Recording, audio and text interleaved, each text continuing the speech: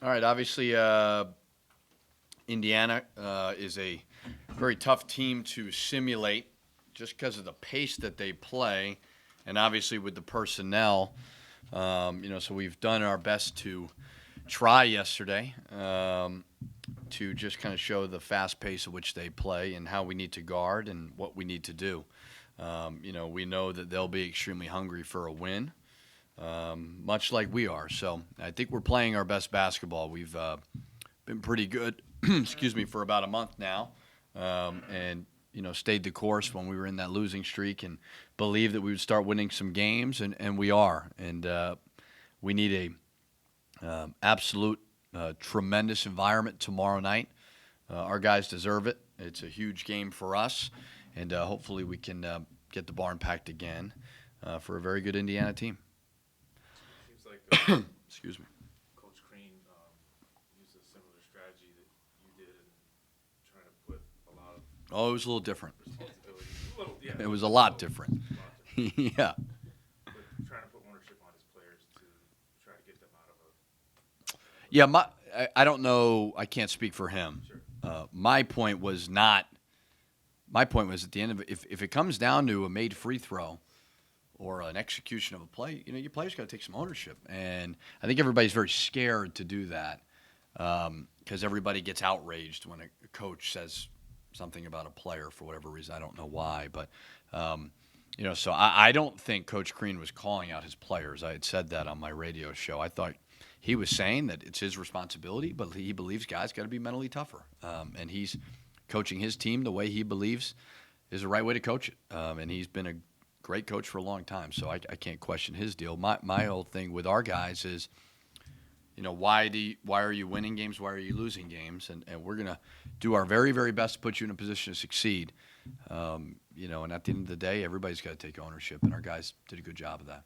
When a coach is when a coach is that public and you're playing them the next time, do you even address that with your players and say, hey, you're probably going to get a strong response, or do you not even go into the dynamics? There's that age-old question about would you rather play a team after they lose or win?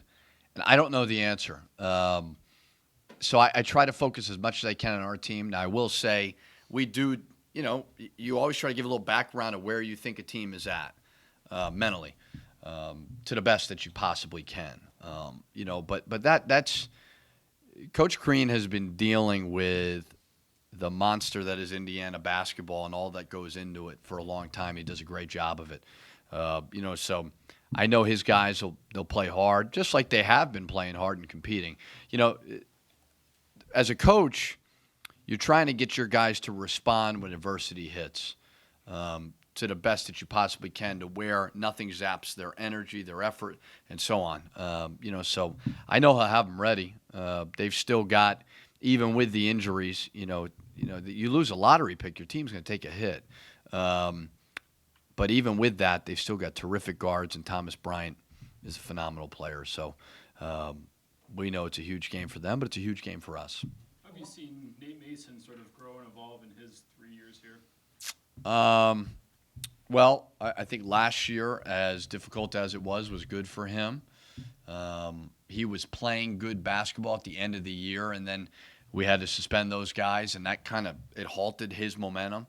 But he was playing very good, and he was really good. Obviously, beginning of Big Ten play, he's starting to have great confidence. He's becoming a better leader. It's just all experience more than anything. He's just maturing. He's got a better understanding of the game. Underrated part of him, he's a terrific defender. I'm not sure that gets talked a lot about. But he's multi-dimensional. He can score around the rim. He can make mid-range shots. He can hit threes. So overall, he's an extremely well-rounded player. He was your second ever recruit with the Gophers, the guy that you've been with the longest here. What is your relationship like with him at this point? Is he a guy that you go to sort of sense how the rest of the team is doing? Who was the first? I'm trying to think. He transferred. I forget his name after 7 games. Didn't work out well. Oh. Yeah, I do. No, I definitely do. I expect him to have a pulse of the team. Him and I, we speak the same language, and that's because we've been around each other for a while. He knows exactly there's not a lot of mixed messaging that goes on there. I kind of know the way he's going to respond to certain things. He knows the way I'm going to respond. And that just comes with being with each other now, going on 3 years. And I love him. I think he's a great kid. He comes from a great family. And he's a warrior. And it's great that he's tasting success right now because he deserves it. He works hard. He's low maintenance. Just comes – I struggle with that guys that don't practice hard every day or don't play hard. He's never had that, ever. Jordan Murphy flipped the switch last week. Obviously, you've seen him play well before, but you got into that ownership thing. Was it a case of him taking ownership? Was it a matchup situation that he was able to? We had a talk, it was maybe a week or so ago, and I just said, Murph, stop worrying about points. You need to understand what your identity is as a basketball player. It is not low post touches, one-on-one. That's not where you're at right now. Even jump shooting, that's not where you're at right now. Can you hit shots? Yes, you can. Can you score in the post? Sure. But at the end of the day, where you're going to get most of your baskets, play behind the defense, offensive rebound, transition, dunks, things like that. And all the other stuff will come when you focus on that. And it has. I mean, and he's, I love the fact that he had a really good game versus Iowa doing that, and he went right back to it versus Rutgers. And it's just been a mentality switch, and it's blatantly obvious. And it's been good for our guys to see as well. If you just worry about things that you can control, hopefully the other stuff takes care of itself. And it's very evident with Jordan Murphy.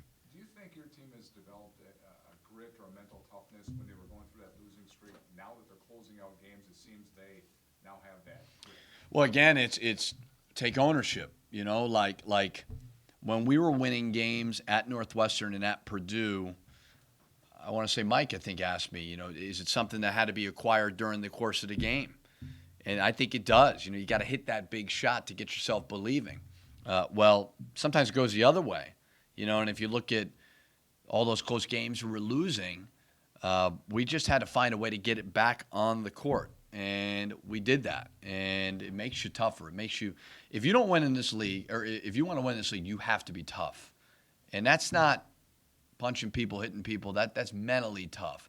That's mentally tough enough to, when something bad happens, to stick with the game plan, to stick with, okay, we're guarding the ball screen this way and we're not changing.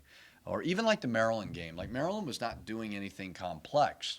They were playing pick-and-roll basketball, and they were putting a shooter in the corner and a shooter on the wing, and you just had the courage to get tougher and guard it a little bit better. There wasn't a whole lot else you could really do.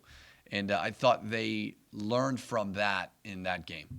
Looking back to that week off you had after Maryland, before Illinois, I know you've said in the past you don't like long layoffs after losses, but was there something valuable in that week where you just got... I don't like it because I'm miserable for a week. I think it was good for the team. I thought it was very beneficial. And I think they've both come after losses, and they've kind of I think the first one was Wisconsin maybe. But sometimes everybody needs a mental break, and you just need to get back to work. I definitely thought it helped us and prepared us for Illinois. And the one thing about this team, we've not really ridden the highs and lows, I think, that everybody else has. They've been really, really level-headed. And that normally happens. You got to have leadership at the top. And I think that's where Nate and Akeem have really helped. Richard, when you looked at your personnel, did you think they would be this good defensively? And because of the different pieces you have in length, are you able to do different things defensively? I thought our length would be terrific. And that, we forget, everybody says, oh, we're only losing Akeem. Well, we get Devontae back too. And Devontae, I envision playing a lot of minutes. And I envision playing Amir at the 2 and Devontae at the 3 and Eric Curry at the 4 and Reggie at the 5 or Murph, whoever it may be. I mean, that's a huge lineup. And I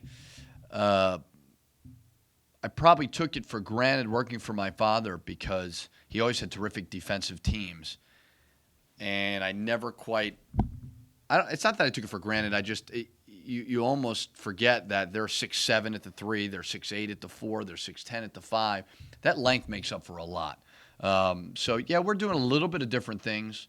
I think guarding the three-point line has been a big part of it because covering ground. Is that the length? I think you're first in the league in Is that because of your length? Gotta be. Yeah, it's gotta be. I mean, either that or the clinic I went to that taught me how to coach defense, but I think it's the length. Yeah, I think, again, last year we were playing Carlos Morris some at the 3. And just his covering ground of getting to shooters is different than when Amir Coffey at 6'8", as well as at the 2 spot. The 2 spot's gotten longer. Can you be successful in college basketball now if you don't defend the 3-point well? It's an important part of everybody's offense is the 3. So it is crucial, and we put a lot into it because so many teams, Indiana shoots a bunch of 3s, and there's such momentum-shifting plays, and all the analytics and everything say that, I think the easiest shot in basketball, it's not groundbreaking, it's probably a dunk. The next highest percentage shot's probably a free throw, and then the next one's got to be a 3-point shot. So if you want a shot at it, you better be able to shoot it as well as defend it. Fortunately, we've been able to defend it so far. Yeah, on the mental toughness thing, can you usually tell when guys come in as freshmen or first year in the program if they're going to have that No, sense? I don't think. I think you can forecast it, but you can't simulate. In high school basketball, there's great coaches and great programs, but you just can't simulate how somebody's going to respond with sold-out crowds, with national TV, with expectations, with pressure that is so heightened. You can hope that you can do as much homework to get some answers there, and you could try like heck to forecast it, but it's difficult. I would have never known that Amir Coffey would be unfazed by it all, and he is. Even Eric Curry, you just don't know how guys are going to be. Even Akeem Springs, like when we watched Akeem at Milwaukee, it's not a knock on the level that he was at, but he's playing empty gyms. They're not on TV. But he obviously, he's not afraid of the moment at all. So much of it, in my opinion, goes into confidence. The more confident you are, the more secure you are, the more ready you are for that moment. Richard, how much of what's going right these last few games is a maturation process of guys learning how to play through tough games, maybe becoming a loss, but then learning how to get through them when the situation comes up again?